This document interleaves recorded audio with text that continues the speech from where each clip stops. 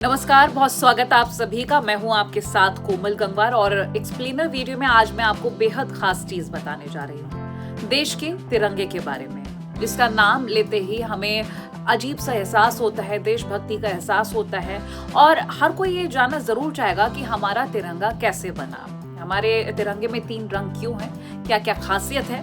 तो भारत का राष्ट्रीय ध्वज तिरंगा केवल 3 रंगों का एक वस्त्र नहीं है, एक सिर्फ झंडा मात्र नाम के लिए चीज नहीं है, इसमें एहसास जुड़े हुए हैं। ये स्वतंत्रता संग्राम की लंबी और संघर्षपूर्ण यात्रा का एक जीवंत प्रतीक है।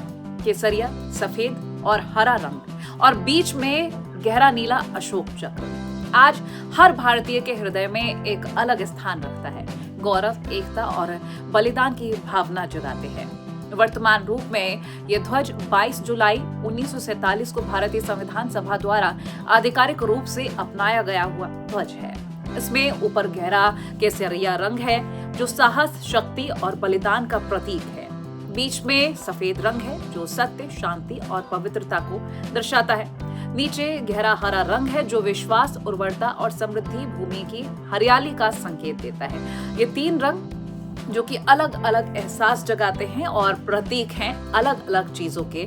बीच में अशोक चक्र, ये चक्र सारनाथ स्थित अशोक के सिंह स्तंभ के शीर्ष भाग से लिया गया है और धर्म, न्याय, निरंतर गति और जीवन के 24 घंटों का प्रतीक माना जाता है। इसीलिए इस चक्र में बीच में 24 तीलियां हैं। जब हम ध्वज को देखते हैं तो हमें बहुत गौरव महसूस होता है। हर कोई अपने हाथों में जब तिरंगा लेता है या तिरंगा को देखता है तो अजीब सा एहसास होता है, गूज़ बम्प्स आ जाते हैं और यही है देशभक्ति। ध्वज का अनुपात 2 से 3 रखा गया है। तिरंगे की कहानी 20वीं सदी से प्रारंभ होती है। 20वीं सदी से शुरुआत होती है जब स्वदेशी आंदोलन और राष्ट्रीय चेतना के उदय के साथ देश को एक साझा प्रतीक की आवश्यकता महसूस हुई थी। साल 1904 से 1906 के बीच सिस्टर निवेदिता ने, जो स्वामी विवेकानंद की आयरिश शिष्या भी थी, एक ध्वज तैयार किया था और ये लाल और पीले रंग का था जिसमें वज्र चिन्ह और वंदे मातरम लिखा हुआ था। सबसे पहला यही ध्वज था। लाल रंग स्वतंत्रता और पीला विजय का प्रतीक माना गया था। इसके शीघ्र बाद यानी कि इसके तुरंत ही बाद 7 अगस्त 1906 को कोलकाता के पारसी बागान स्क्वायर में पहला सार्वजनिक राष्ट्रीय ध्वज फहराया गया, जिसका मैं जिक्र कर रही थी। इसे कलकत्ता फ्लैग या फिर कमल ध्वज भी कहा जाता था। इस ध्वज को सचिंद्र प्रसाद बोस और सुकुमार मित्र ने डिजाइन किया था। इनमें 3 क्षैतिज पट्टियां थी, हरी, पीली और लाल। ऊपर की हरी पट्टी पर 8 अर्ध खिले कमल के फूल थे, बीच की पीली पट्टी पर देवनागरी में वंदे मातरम और नीचे की लाल पट्टी पर एक और सूर्य और दूसरी ओर अर्धचंद्र अंकित थे। ये स्वदेशी आंदोलन का महत्वपूर्ण प्रतीक बना क्योंकि उस वक्त अंग्रेजों के गुलाम थे हम और उस वक्त पर जरूरत थी यूनिटी की और ऐसे में एक स्वदेशी आंदोलन का जो मार्गदर्शन था वो भी बेहद जरूरी था। तो ये एक महत्वपूर्ण प्रतीक था जो हमारे स्वदेशी आंदोलन का बना। बात करेंगे साल 1907 की। मैडम भीकाजी कामा ने जर्मनी के स्टटगार्ट में आयोजित दूसरे अंतर्राष्ट्रीय समाजवादी सम्मेलन में एक तिरंगे ध्वज को फहराया। ये ध्वज भी 3 रंगों का था और इसमें वंदे मातरम भी लिखा गया था। ये पहली बार था जब भारतीय ध्वज को विदेशी धरती पर फहराया गया। 1917 में होम रूल आंदोलन के दौरान बाल गंगाधर तिलक और एनी बेसेंट द्वारा प्रयुक्त ध्वज में 5 लाल और 4 हरी पट्टियां थी और ऊपरी कोने में यूनियन जैक और 7 सितारे थे। ये प्रारंभिक ध्वज सीमित प्रभाव वाले थे और उनमें धार्मिक और क्षेत्रीय प्रतीक प्रमुख थे, लेकिन इन्होंने एक राष्ट्रीय ध्वज की आवश्यकता को स्पष्ट रूप से रेखांकित किया। अब ऐसे में हम बात करें कि वर्तमान तिरंगे के मूल स्वरूप की नींव को रखने वाला व्यक्ति कौन था। वो व्यक्ति थे पिंगली वेंकैया। आंध्र प्रदेश के मछलीपट्टनम निवासी पिंगली वेंकैया स्वतंत्रता सेनानी, कृषि विशेषज्ञ, भूविज्ञान और भूवाशित थे। उन्हें ध्वज के प्रति गहरा लगाव भी था और उन्होंने अनेक देशों के राष्ट्रीय ध्वजों का अध्ययन भी किया था। साल 1916 में एक पुस्तिका प्रकाशित की गई जिसमें भारत के लिए लगभग 2 दर्जन संभावित डिजाइन्स प्रस्तुत किए गए थे। 31 मार्च से 1 अप्रैल 1921 को विजयवाड़ा में आयोजित अखिल भारतीय कांग्रेस समिति के विशेष अधिवेशन में महात्मा गांधी से उनकी मुलाकात हुई थी। गांधी जी ने उनसे एक विशेष ऐसा ध्वज डिजाइन करने को कहा जिसमें चरखा है।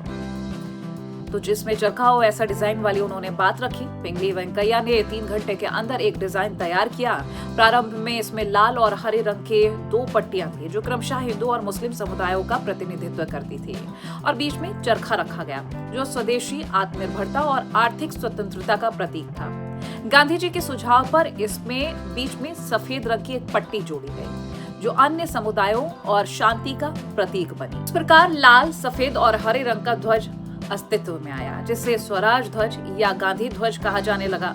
ये ध्वज आधिकारिक रूप से नहीं अपनाया गया था, परंतु कांग्रेस के सभाओं और आंदोलनों में व्यापक रूप से इसके प्रयोग होने लगे। अब अगला जो निर्णायक परिवर्तन था वो 1931 में हुआ था। कराची में आयोजित कांग्रेस अधिवेशन में एक ध्वज समिति गठित की गई थी जिसमें जवाहरलाल नेहरू, सरदार वल्लभ भाई पटेल, मौलाना अब्दुल कलाम आजाद और अन्य नेता शामिल हुए थे। समिति ने यह सुनिश्चित किया कि ध्वज किसी भी धार्मिक अर्थ से मुक्त होगा। लाल रंग के स्थान पर केसरिया रंग रखा गया, रंगों का क्रम बदला गया और अब ऊपर केसरिया, बीच में सफेद और नीचे हरा रंग था। केंद्र में नीला चरखा बना रहा। 1931 में कांग्रेस ने इस ध्वज को आधिकारिक रूप से अपनाया और इसे पूर्ण स्वराज ध्वज कहा गया। रंगों का अर्थ अब समुदायों से हटकर गुणों से जोड़ा गया। केसरिया साहस और बलिदान, सफेद सत्य और शांति और हरा समृद्धि विश्वास का प्रतीक बना। ये ध्वज स्वतंत्रता संग्राम के अंतिम चरण तक में प्रयोग रहा है। स्वतंत्रता प्राप्ति के समय अंतिम और महत्वपूर्ण परिवर्तन हुआ। 23 जून 1947 को संविधान सभा ने डॉक्टर राजेंद्र प्रसाद की अध्यक्षता में एक तथार्थ समिति गठित की जिसमें मौलाना अबुल कलाम आजाद, सरोजिनी नायडू, सी राजगोपालाचारी, के.एम. मुंशी और डॉक्टर भीमराव अंबेडकर शामिल थे। समिति ने सुझाव दिया कि 1931 वाले स्वराज ध्वज को ही राष्ट्रीय ध्वज के रूप में अपनाया जाए, लेकिन चरखा के स्थान पर अशोक चक्र रखा जाए। इस अंतिम डिजाइन में सुरैया बदरुद्दीन त्याबजी का महत्वपूर्ण योगदान माना जाता है, जिन्होंने अशोक चक्र वाले स्वरूप को तैयार करने में सहायता दी थी। 22 जुलाई 1947 को संविधान सभा में सर्वसम्मति से इस ध्वज को स्वतंत्र भारत का राष्ट्रीय ध्वज घोषित कर दिया गया। चरखे के स्थान पर अशोक चक्र रखने का निर्णय इसलिए लिया गया ताकि ध्वज प्राचीन भारतीय संस्कृति और धर्म के सार्वभौमिक आदर्शों से जुड़ जाए, साथ ही किसी एक व्यक्ति या आंदोलन तक सीमित न रहे। महात्मा गांधी को इस परिवर्तन पर कुछ आपत्ति जरूर थी, क्योंकि वो चरखा को आर्थिक स्वतंत्रता का प्रतीक मानते थे, लेकिन राष्ट्र की एकता और ऐतिहासिक निरंतरता को प्राथमिकता दी गई। इस प्रकार 1906 से लेकर 1947 तक लगभग 41 सालों में भारत का ध्वज कई रूपों से गुजरा था। कई स्वरूप देखे गए, कई रूप देखे गए। प्रारंभ में धार्मिक प्रतीकों और स्थानीय भावनाओं से युक्त ध्वज धीरे धीरे एक ऐसे राष्ट्रीय प्रतीक में परिवर्तित हुआ जो सभी धर्मों, जातियों और क्षेत्रों से ऊपर उठकर पूरे देश का प्रतिनिधित्व करता है। पिंगली वेंकैया को आमतौर पर तिरंगे के मूल डिजाइनर के रूप में सम्मान दिया जाता है, क्योंकि उनके 1921 के डिजाइन ने ही आधार तैयार किया था। उनके अथक प्रयासों और गांधी जी के मार्गदर्शन ने इस ध्वज को जन जन तक पहुंचाया और अंतिम स्वरूप में समिति और सुरैया त्याबजी के योगदान ने इसे पूर्णता प्रदान कर दी। आज का तिरंगा केवल स्वतंत्रता का प्रतीक नहीं है, बल्कि संविधान के आदर्शों, लोकतंत्र, समानता और निरंतर प्रगति का भी प्रतीक है। इसे फहराने का अधिकार प्रत्येक भारतीय नागरिक को है, लेकिन इसके सम्मान की रक्षा करना हमारा सामूहिक कर्तव्य है। ध्वज संहिता के अनुसार इसे कभी जमीन पर नहीं रखा जा सकता है, ना ही इसका अपमान किया जा सकता है। प्रत्येक स्वतंत्रता दिवस और गणतंत्र दिवस पर जब ये ध्वज आसमान में लहराता है तो हमें याद दिलाता है कि रंग और चक्र उन लाखों गुमनाम सेनानियों के बलिदान से बने हैं जिन्होंने अपनी जान देकर देश को आजादी दिलाई। तिरंगे की यात्रा हमें सिखाती है कि एक राष्ट्र का प्रतीक समय के साथ विकसित होता है। वो अपने युग की आवश्यकताओं, संघर्षों और आकांक्षाओं को प्रतिबिंबित करता है। आज जब हम अपने तिरंगे को देखते हैं तो बड़ा ही गर्व महसूस होता है कि ये ध्वज न केवल अतीत की याद दिलाता है, बल्कि भविष्य की जिम्मेदारी को भी सौंपता है। हमें इस ध्वज के रंगों में निहित आदर्शों को अपने जीवन में उतारना चाहिए, ताकि भारत निरंतर आगे बढ़ता रहे और विश्व में शांति और प्रगति का दूत बने। क्योंकि ये तिरंगा सिर्फ नाम का तिरंगा नहीं, हमारे देश की आन बान शान है। जय हिंद।